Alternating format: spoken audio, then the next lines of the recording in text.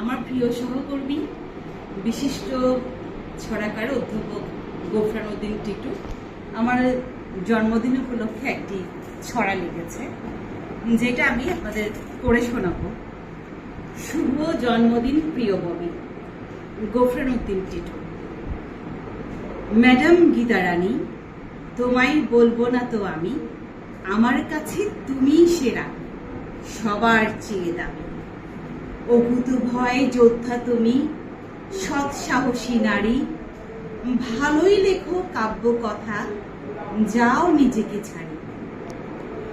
বইয়ের প্রতি ভালোবাসা তোমার মাঝেই দেখি, অকৃত্রিম টান যে তোমার একটু নয় মেকি।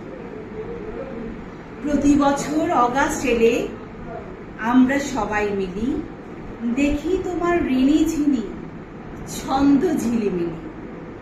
আজকে এমন সুখের দিনে বাজছে খুশির বিন, শুভেচ্ছা ও ভালোবাসা, শুভ জন্মদিন। গোফরান স্যার, আপনি এত চমৎকার একটি ছড়া আমার জন্য করেছেন, অনেক ধন্যবাদ।